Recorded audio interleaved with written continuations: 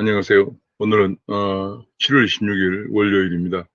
오늘 제가 외부 행사가 있어서 저녁에 말씀을 드리게 되었습니다.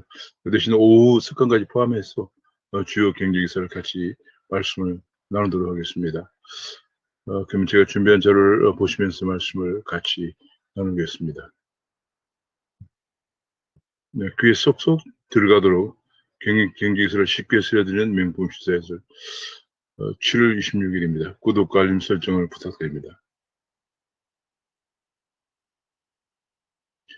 이번 주도 불볕입니다. 오늘 제가 외부에 나가보니까 거의 뭐 30한 7, 8도 정도를 기록했습니다. 오늘 낮 최고가 31도에서 37도 열대야 기록하고 열대야까지 기승을 부리겠다고 예보가 나왔습니다. 그런 가운데 무더위 여파로 전력 수요가 90.3기가와트를 기록했습니다. 당초 정부가 예상했던 89.3기가와트를 뛰어넘은 그 전력 수요입니다. 전력 수요가 90기가와트를 넘긴 것은 2019년 8월 13일 이후 처음이라고 하는데요. 현재 우리나라 전력이 99.8기가와트가 최대치이기 때문에 10기가와트 정도밖에 남지 않은 상황입니다. 따라 10기가와트 아래로 내려가면 일단 비상 상황이 발령되는 상황인데 아마도 불볕더위가 계속되는 금주가 최대 고비가 될 것이다. 그런 전망이 나오고 있습니다. 정부는 이 고비에 대응해서 그동안에 탈원전 정책으로 제도 가동을 중단해왔던 원전 3기를 긴급히 재가동을 하고 있는 상황입니다. 그런 가운데 박원순표 태양광 사업자에게 공공기관 지분 20곳을 내주었다 하는 얘기입니다. 그런 가운데 지금 현재 그렇지만 발전량은 약 연 100가구 분량밖에 되지 않는다. 설치비나 운영비 등 수억 원을 지원했다. 그런 얘기가 나왔습니다. 그러니까 그동안에 뭐 박원순표 태양광 사업자들의 여러 가지 그 무리가 있었고 일부는 또 구속까지 된 적이 있습니다만은 이렇게 그 일종의 환경 카르텔의 친여 협동조합 11곳에 10년간 임대를 해주었다. 그러면서 정부는 설치비나 운영비 등의 수억 원을 지원했다는 얘기입니다. 그러니까 이게 그 수억 원 지원을 받기 위해서 이런 일들을 벌이고 있는 것이다라고 볼 수가 있습니다. 그런 가운데 얼마 전 보도에서는 이런 설치비에 비해서 실제 발전 예상이 되는 그 용량에 비해서 실제 이번에 어려운 전력이 대란이 발생할 우리가 있는 속에서 실제 발전량에 크게 기여하지 못하고 있다는 것이 드러나고 있습니다. 그런데 이제 지금 현재 그 변이 바이러스, 델타 변이 바이러스가 이번 주 중에 변이 바이러스 감염률이 50%를 넘을 것이다. 그런 얘기입니다. 한 달 새 15% 복종하고 있다. 6월 4일, 6월 네 번째 주에 3.3%였는데 7월 세 번째 주에 48%, 이번 주에 50%를 넘어섰어요. 변이 바이러스가 이제 거의 정착화되고 있는 것이 아닌가 하는 그런 우려가 커지고 있는 상황입니다. 그런 가운데 이제 오늘부터 50대 또 백신을 맞는다. 55세부터 59세까지. 그런데 과연 이 한 달 넘게 그 6월 한 20일경부터 정체가 되어 왔습니다. 6월 11일, 6월 18일 정도만 하더라도 거의 하루에 50만 명 내외에 접종을 해왔는데 그 후에 거의 1, 2만 명대로 떨어졌습니다. 백신이 없기 때문에 그런 문제가 발생했는데 이제 오늘부터 50대가 맞는데 과연 이것도 큰 문제가 없을지 화이자나 모더나 도입 물량이 변수다. 그런 얘기가 나왔습니다. 그런 가운데 55세, 59세 백신이 접종 시작되면서 나는 어떤 백신을 맞는지 지금 그것부터가 좀 궁금하고 많은 사람들은 궁금하게 생각한다. 깜깜이다. 이런 얘기가 나오고 있습니다. 뒤죽박죽 접종, 일주일 뒤에 맞을 백신 종류도 모른다. 그런 얘기가 나왔습니다. 모더나 차질에 일주 전에야 무슨 백신을 맞을지 확정이 된다. 그런 얘기고요. 18세, 49세 접종 일정 안내도 되지 않고 있다. 그런 얘기가 나왔습니다. 드디어 백신 예약 서버를 빌려달라고 기업의 질병청이 손을 내밀었다. 그런 얘기입니다. 지금 현재 같은 모델 서버와 DB 확보에 난항인데 새로운 주문할 때는 또 2달 정도나 걸리기 때문에 포기하고 좀 빌려달라 이런 입장에 있다고 합니다. 정말 난처하지 않을 수 없습니다. 우리 정부가 왜 이렇게까지 무능한 것인가 하는 것에 대해서 질타를 아니할 수가 없습니다. 이 100억 원이나 들였다고 합니다. 서버를 구축하는데 100억 원이나 들이고 그 서버가 계속 먹통이 되면서 결국은 대기업에다가 손을 내면 좀 빌려달라 이런 얘기를 하고 있다고 합니다. 참 안타깝습니다. 그런 가운데 비수도권 확진이 40%에 이르고 있습니다. 비수도권의 확진자의 비율이 40%가 이르면서 백신 접종률이 낮아서 대유행되고 있다는 점을 정부 인정을 했다. 그런 보도가 나왔습니다. 정부 드디어 백신 초기 확보 실패를 사실상 자인을 했다는 얘기인데요. 당연히 인정을 하고 사과를 해야 되는데 전혀 그런 게 없는 상황입니다. 뭐 K 방역 자랑만 하면서 실제로는 백신 초기 확보 실패해서 지금 백신 접종이 안 되고 있는, 지금 델타 바이러스가 기승을 부리고 있는 속에서 백신 접종이 안 되고 있는 부분에 관해서 정부가 당연히 국민에게 사과하고 빨리 대책을 강구해야 되는데 지금 그러지 못하고 있는 상황입니다. 그런 가운데 비수도권 식당 술집은 밤 10시로 영업을 제한을 했습니다. 내일부터 거리두기 최소 3단계를 적용한다고 합니다. 민노총은 막지 못하고 자영업자 희생만 강요하는 4단계 방역이라는 칼럼도 실렸습니다. 지금 민노총은 뭐 연일 지금 여기저기서 서울이 안 되면 지방에서 사방에서 지금 파업을 하고 있는 상황이고 시위를 하고 있는 상황인데 막지 못하면서 자영업자 희생만 강요하고 있다. 그런 안타까운 지적이 나왔습니다. 청해 부대를 코로나 지역으로 만든 것은 당연히 대통령의 책임이라는 그런 육군 예비역 소장의 지적이 나왔습니다.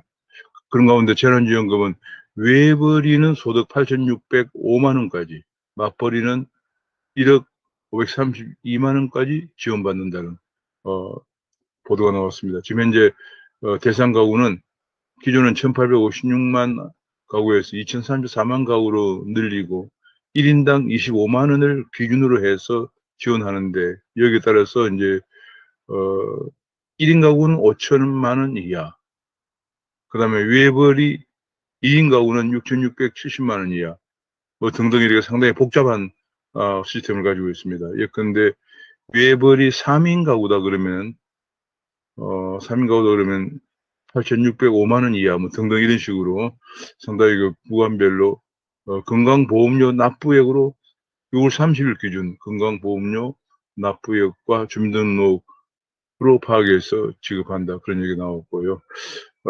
그런 가운데 택시기사 등은 17만 명은 80만 원을 또 받는데, 지금 법인 택시나 택시기사에게 법인 택시기사, 마을 시외버스, 고속버스 기사, 전세버스 기사 등에게 1인당 80만 원 지급하기로 했는데 또 재난지원금도 1인당 25만 원 주기로 했는데 중복 지원을 허용하기로 했다. 왜냐하면 중복 지원을 가려내는데 너무나 많은 비용이 들기 때문에 가려내는 것보다 지급하는 게 낫다, 이런 결론이 나왔다고 합니다. 이렇게 뭐 지금 중구난방 지원하고 있는 상황입니다. 지금 재난지원금 이대로 지원이 괜찮은가에 대해서 여러 논란이 많이 나오고 있습니다.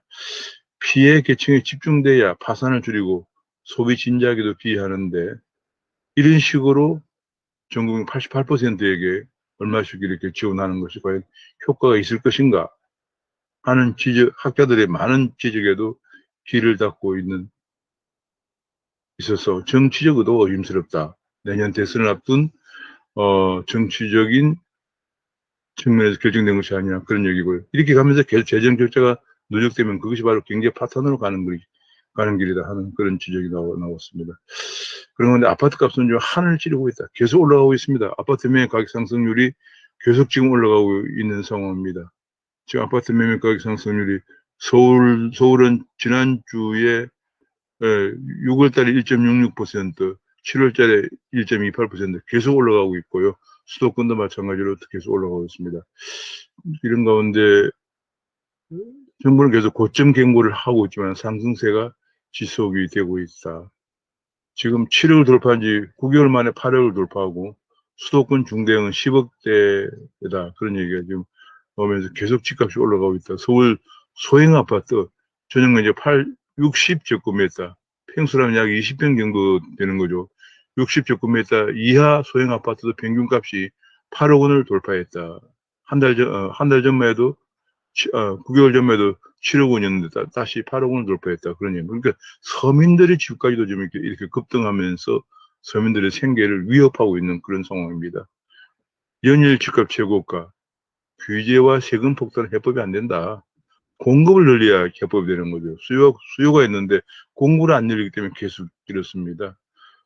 공급은 계속 공급을 한다. 임대를 공급한다. 뭐 이런 점을 계속 지금 하고 있습니다.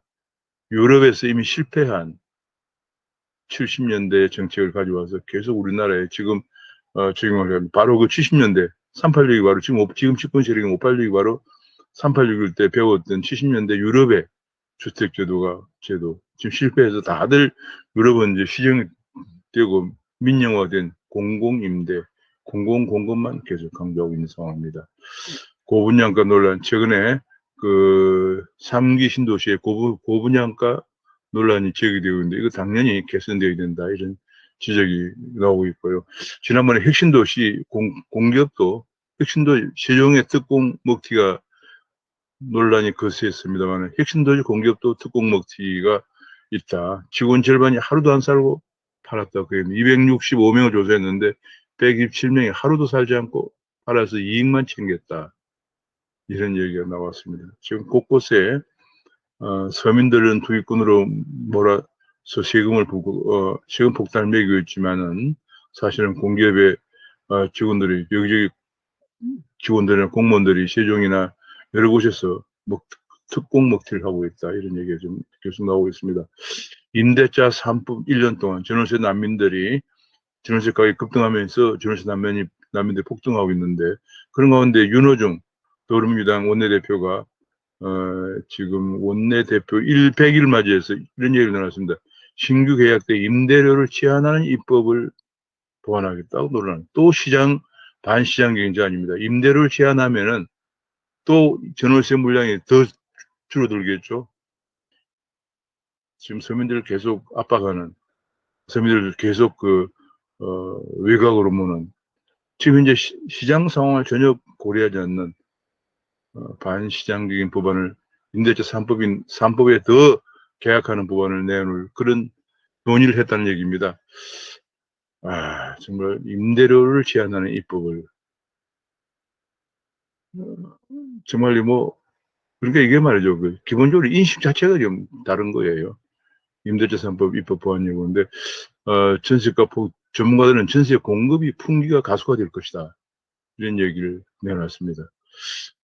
문재인 대통령이 산업구조 변화에 따른 노동 전환에 대비하기 위해 국가적 노력과 예산을 몇 배로 늘려야 한다고 강조했다고 합니다. 그런데 노동 전환보다 지금 더 시급한 것은 노동 계획이다. 지금 노동 계획 때문에 한국 경제가 계속 발목이 잡히고 있는 상황이기 때문에 노동 계획 급하다. 이런 얘기가 나오고 있고요. 지금 베테랑 외국인들도 몸값 되자 월급 더 달라 이렇게 얘기하고 있는 상황 속에서 중기 공장이 거의 외국인의 의존하고 있는 중기가 공장이 멈추고 있다. 그런 얘기고 이제 반일 대신 공공일자리를 간다. 하루에 얼마씩 계속 주기 때문에 7, 8만 원을 받아도 반일 가면 10만 원 받지만 힘들어서 7만 원 받아도 공공일자리로 간다. 공공일자리는 그냥 거드레 일자리죠. 그냥 심지어 학교에 전기 불꺼기 쓰레기 줍기 등등 일자리 사업을 100만 개까지 늘리고 있다. 이거 완전히 취업 통계의 분식이죠.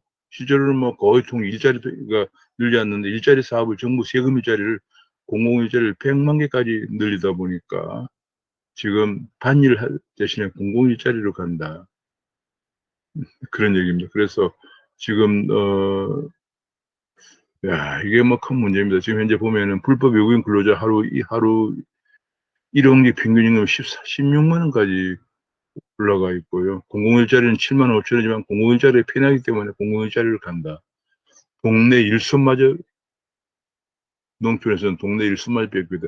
공공일자리를 너무 많이 만들어내기 때문에 농촌에는 동네 일손마저 뺏기고 있다. 이런 하소연이 나오고 있는 상황입니다.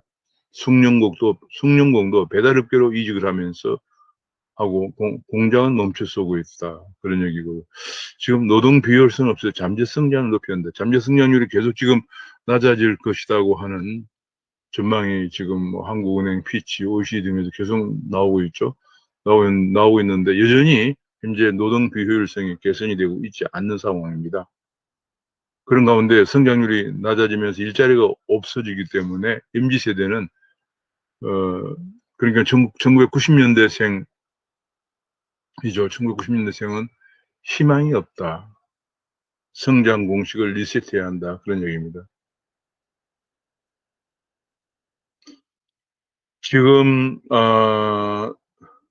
자녀 세대가 MZ세대가 볼 때 자녀 세대가 더 나은 삶을 살 것이다 라고 하는 비율이 33.6에다 5.8 거의 39% 정도밖에 나오지 않고 있는 상황입니다.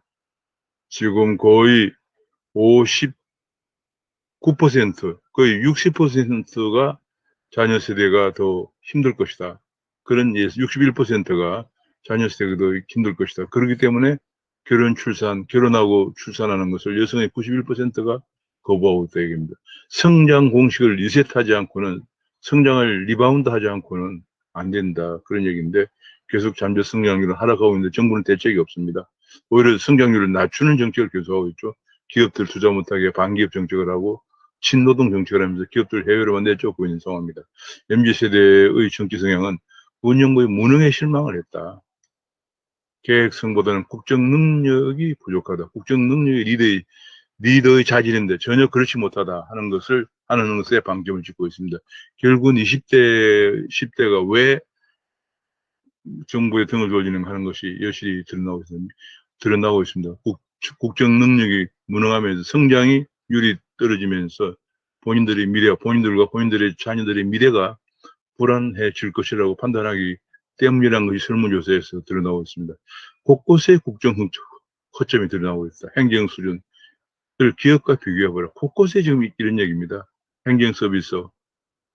정말 행정 서비스는 정부가 국민을 섬긴다. 이런 얘기도 이제는 뭐 자연스럽게 그냥 사라지고 있는 상황입니다. 지금 뭐 정부의 국가기관의 역량과 성과가 종종 민간 기업과 비교되는 것도 이제 옛날 얘기입니다. 이제 완전히 정부의 서비스가 뭐 예컨대 방역 문제부터 해서 파병부대, 참사, 부동산 무능, 부실 행정 서비스 등 벌써 기업이라면 부도가 날 정도로 부도가 나고도 남을 정도로 지금 정부의 서비스가 엉망이라는 것이 지금 드러나고 있는 상황입니다. 그런 가운데 금년에 무역 수지가 13년 만에 처음으로 첫 적자가 날 가능성이 있다. 수출이 지금 급감을 하고 있고요. 오히려 수입은 원유나 가스 등 원자재 가격이 급등하면서 증가하고 있기 때문에 무역 수지가 13년 만에 적자가 나고 또 백신 부족으로 계속 거리두기를 하면서 내수 회복도 멀어지면서 경제가 더욱더 3분기에 최대 추경을 내세웠지만 3분기 성장률이 마이너스가 될 가능성이 있다는 보도가 나왔습니다. 이 정말 큰일입니다. 마이너스 성장이 될 가능성이 있다는 보도가 나왔고요. 정말 큰일. 미국에서도 지금 국가부도가 재차 경고했습니다. 미국은 국가 부채 비율이 우리나라 국가 채무하고 다른 좀 더 넓은 의미의 국가 부채 비율이 GDP 100%를 넘었으면은 상하양원의 허가를 받아야만이 상하양원의 인준을 받아야만이 재정 기출을 할 수 있는데 이미 그 한도를 넘어서고 있어서 상하양원의 인준이 없이는 10월이나 11월 디폴트 가능성이 있다는 경고가 계속 나오고 있습니다. 그래서 미국 경제의 성장률도 정점론이 나오고 있습니다. 3분기 성장률이 2분기 9.1을 최고로 해서 3분기 성장률이 3.5%까지 하락할 것이다. 미국 성장률이 하락하면 이거 파장은 굉장히 크죠. 한국의 성장률도 엄청난 타격을 받을 것이고 앞서 지금 본 것처럼 한국의 성장률은 3분기에 마이너스까지 갈 것이다. 이런 얘기가 지금 전망이 나오고 있는 가운데 미국의 성장률도 3분기 성장률 3.5%까지 추락할 것이라는 얘기가 나왔습니다. 게다가 미국 경제학자들은 내년 초에 미국이 아마도 테이퍼링, 양적 완화 규모를 축소할 거예요. 지금 1200억 달러만큼 돈을 풀고 있는데 그 규모를 축소할 것이라는 얘기가 나왔고요. 지금 암호화폐 가격이 급등을 하고 있습니다. 지금 현재 비트코인이 오늘 저녁 6시 기준 38,306달러를 기록하고 이더리움이 2,336달러를 기록했습니다. 가장 큰 원인이 아마존이 암호화폐 산업에 진출한다는 얘기가 나왔습니다. 아마존 세계적인 넘버원 기업이죠. 그 넘버원 기업이 암호화폐 산업에 진출한다는 보도가 나오면서 암호화폐 가격이 급등을 하고 있습니다. 지금 현재 비트코인 가격이 지난 5월 달에 6만 달러 수준에서 하락했다가 지금 거의 했다가 3만 달러 수준까지 최저 29,000달러까지 기록한 적이 있지만 지금은 다시 38,000달러까지 올라가고 있습니다. 이더리움도 지금 22,234달러까지 올라가고 있고요. 한국에서도 아마 급등을 하고 있습니다. 비트코인 8.46%, 오늘 하루, 이더리움은 7.05%, 에이다 10%, 리플 8.3% 등등, 도지코인 11%나 올랐군요. 지금 비트코인 한국에서 4,456만 원을 기록하고 있고요. 급등을 했습니다. 아마 아마존이 암호화폐 산업에 진출한다는 소식에 급등을 하고 있고요. 이더리움 가격도 급등해서 271만 원을 기록하고 있습니다. 그런 가운데 금융위에서는 국장급을 포함해 22명의 가상화폐 팀을 신설하기로 했다 하는 얘기입니다. 내년에 80명을 정원을 요구하고 있다. 그런 거 1차적으로 22명의 가상화폐 팀을 신설한다 하는 얘기가 보도가 되었습니다. 아마도 이제 암호화폐 본격적으로 이제 대응을 하는 그런 상황으로 가고 있습니다. 한편으로는 이제 암호화폐를 규제한 측면도 있지만 한 측면도 있지만 한편으로는 이 가상화폐 또는 암호화폐의 이제 실제를 부인할 수 없는 상황까지 이르렀다는 것을 정부가 보여주고 있는 것입니다. 주가는 지금 하락을 했습니다. 미국 증시가 출렁이자 코스피가 지금 하락하고 있는데요.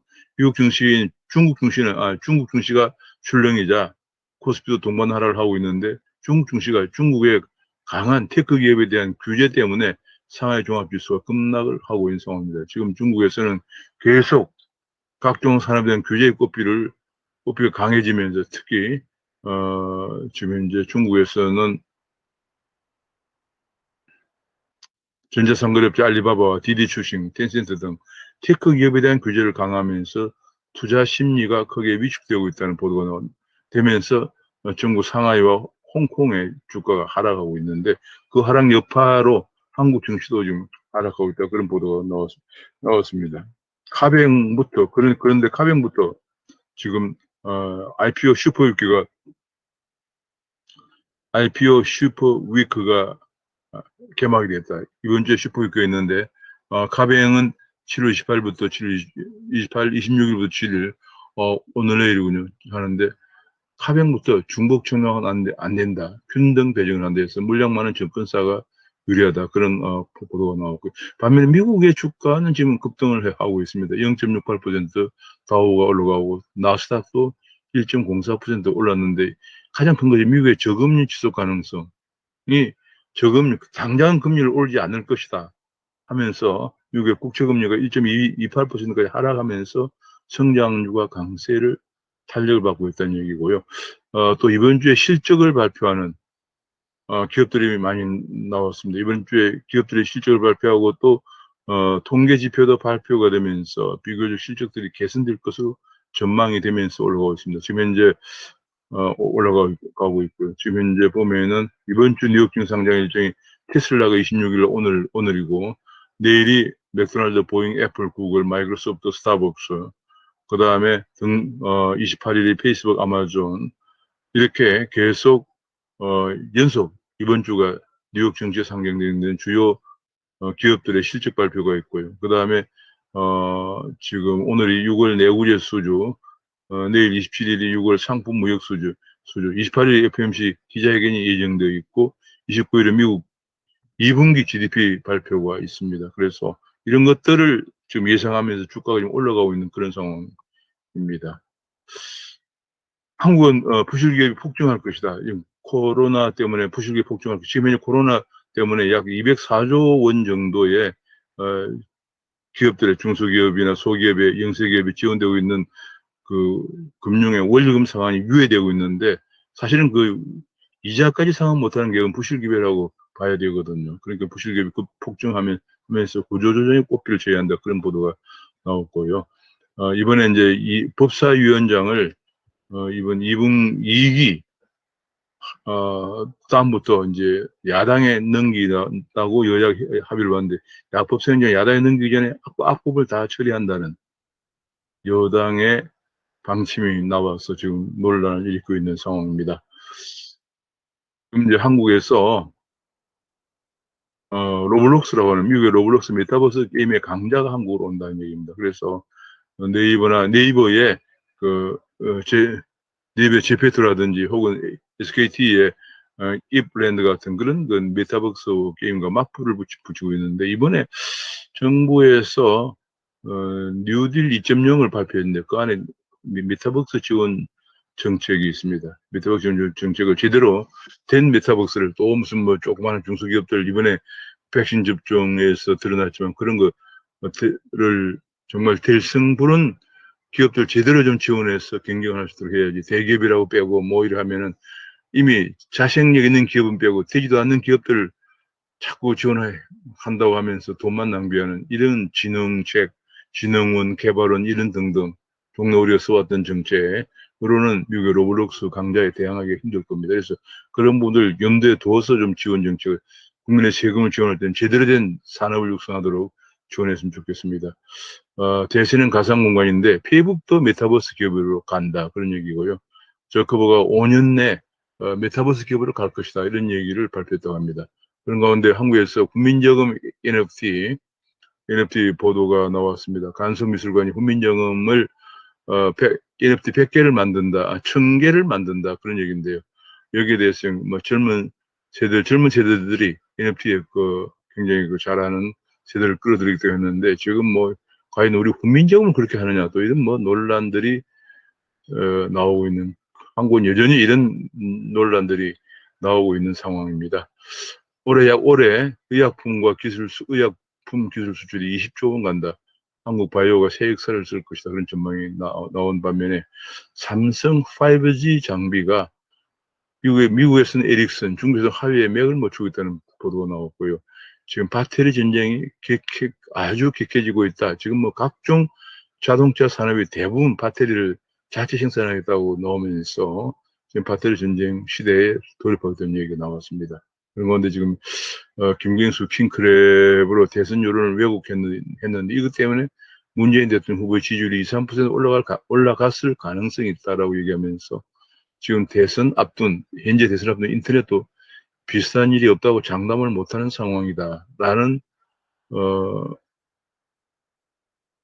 이 김경수의 지금 조작 사건으로 김경수 전 지사 유죄를 받아낸 허위범 특검이 발의를 했습니다. 지금 현재 그런 가운데 여당에서는 뭐 조그마한 댓글 조작이다, 이런 식으로 얘기를 하면서 계속 지금 김경수 전 지사를 감싸고 도는 발언들이 계속 나오고 있습니다. 심지어 이낙연 전 대표는 판결이 크게 아쉽다. 김 전 지사의 진실을 믿고 싶다. 이재명 경기지사는 대변인은 이게 뭐 조그만 댓글 조작이다, 선거판을 바꿀 정도는 아니었다, 뭐 이런 주장을 하면서 계속 김경수를 옹호하는 발언이 나오면서 마치 대법의 판결을 무시하는 듯한, 대법 판결을 무시하는 법치가 무너진다는 그런 주장이 당연히 나오고 있고, 지금 현재 앞으로 최악의 관건 선거가 닥치고 있다. 지금 3구 대선을 앞두고 정부 중립이 붕괴되고 있다. 총리, 법무, 행안장관은 말할 것도 없고 선관위, 언론 등등 최악의 관건 선거가 닥치고 있다는 그런 경고가 내 문화일보 주필로부터 나오고 있는 그런 상황입니다. 참 이게 우리나라가 지금 현재 앞에서 본 것처럼 어느 하나 제대로 돌아가는 상황이 아닙니다. 지금 이게 제가 전반적으로 볼 때 문재인 정부의 국정을 담당하고 있는 586 세력들, 특히 청와대, 뭐 국회, 심지어는 사법부까지도, 심지어는 행정부까지도, 특히 청와대 쪽이나 입법부에 있는 사람들, 586 세력들이 국정이라고 하는 것을 국가 경영 능력이 있는 것인지, 비전이나 이런 철학이나 또 더 나아가 실무적인 그런 능력이 있는 것인지 좀 의심이, 지금 4년 반이 되면서 더욱더 곳곳에서 지금 파열음이 나오고 있는 그런 상황입니다. 오늘 말씀 여기서 마치겠습니다. 감사합니다.